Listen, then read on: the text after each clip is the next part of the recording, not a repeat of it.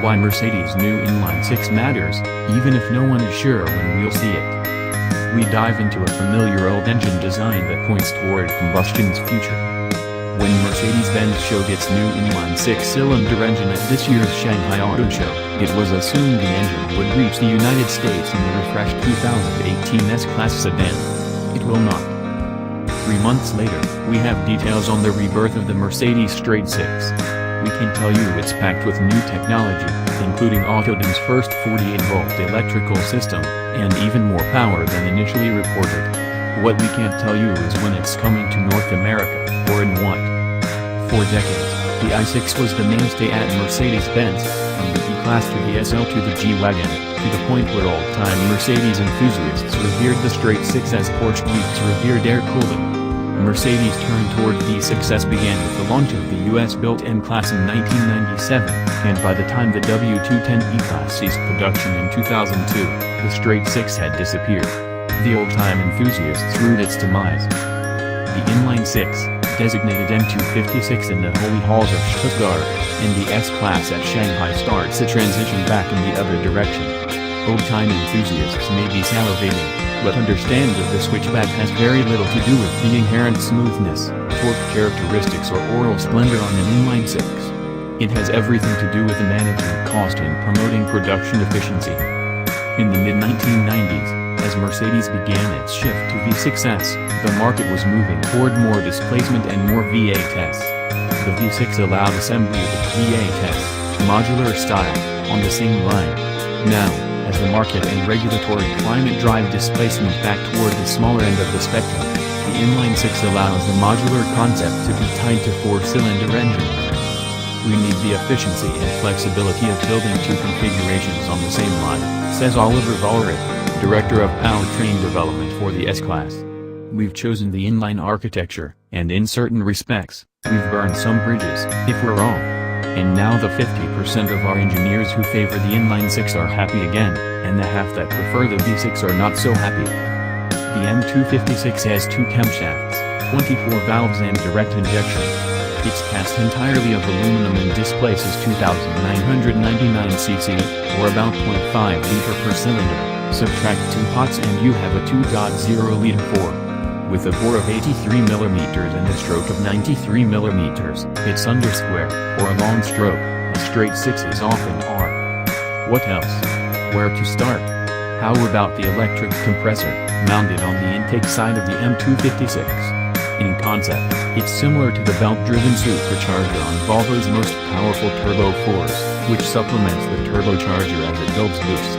Yet because it's electrically operated, the M256's supplemental compressor goes from off to full boost in 0.3 seconds, according to Vollrath.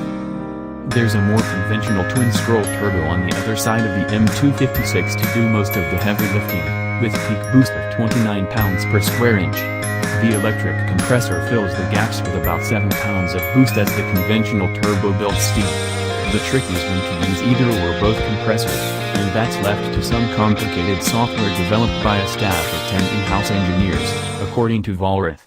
The result is a steady supply of forced air with virtually no gaps from idle to redline, generating forced air power and torque with improved efficiency and no lag. A new 48-volt electrical system helps enable that electric compressor. The M256 is the first automobile powertrain we've seen that generates electricity at 48 volts DC. The few 48-volt appliances in existing combustion automobiles, including Bentley's motor-driven roll control system, rely on current up converted from conventional 12-volt DC and stored in sufficient quantity in supercapacitors. The M256 generates at 48 volts, then down converts to 12 volts through a power electronics pack for conventional systems like the stereo or engine ignition. It has both a conventional 12-volt battery and a 48-volt lithium-ion battery with 1 kWh capacity. The current comes from a motor, generator, Mercedes calls it an integrated starter generator, ISG, packaged in the bell housing between the engine and transmission. Its location smack in the middle of the driveline has value in itself. The ISG manages the engine's idle speed at a hair over 500 revolutions per minute, and it damps the low-frequency lope one might expect at that speed. It engages the stop-start feature in milliseconds, imperceptibly, and it allows the engine to stop while the car is coasting down. In similar fashion, the ISG allows what Mercedes calls Glideslope, the ability to turn the engine off at high road speeds, like when the car travels down a long descent, as if the driver put it in neutral and switched off the engine. That's because the ISG has enough torque to restart the engine and immediately get it to appropriate revs to safely re-engage at the high road speeds. Meantime, the ISG is recapturing kinetic energy from the coast down and dumping it as electricity into the battery. Finally, the ISG can augment the engine's motive power, hybrid style, with its additional 22 horsepower and 180 pounds of torque in short bursts, based on the lithium battery's 1 kWh capacity. Yet none of those features is the key driver behind the 48-volt ISG. The key driver is the 48 volts, which means 4 times the electromotive force of a conventional 12-volt system. There's just a lot more juice to power more things with electricity. The electric supercharger, for example, draws 5 kilowatts, or nearly 7 horsepower. Vollrath says that if it ran on 12 volts it would have to be much smaller, with less boost and slower response time. The same applies to the M256's electric AC compressor, which can run full bore when the engine is off or when it's idling. And to the electric water pump, which generates twice the power and flow of a conventional belt or gear-driven water pump. That increases cooling capacity, safely allowing greater power density in the engine.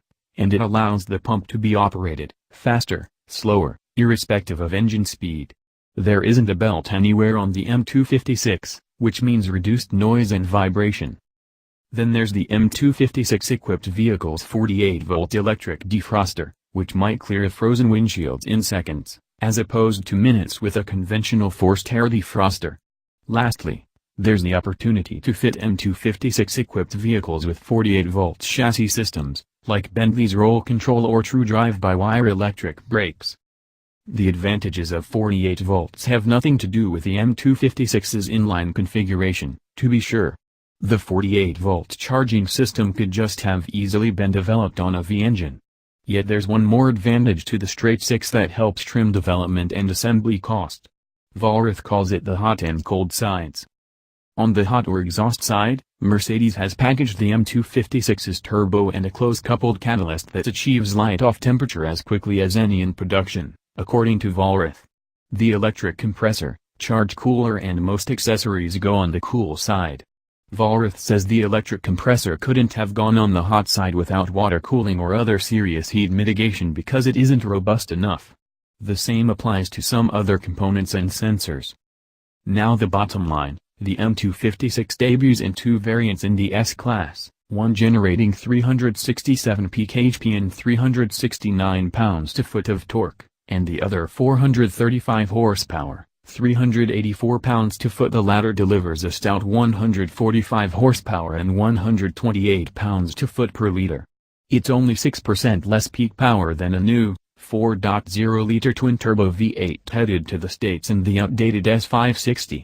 Add the quick burst from the ISG, and the M256's peaks actually surpass those from the V8.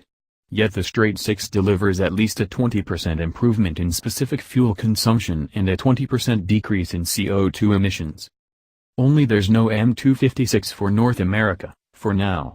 We're getting a 3.0-liter turbo V6 for the bottom-rung 2018 S-Class, with less power and torque than either M256. And this publication cannot explain why, except to say that it appears to be purely a marketing decision.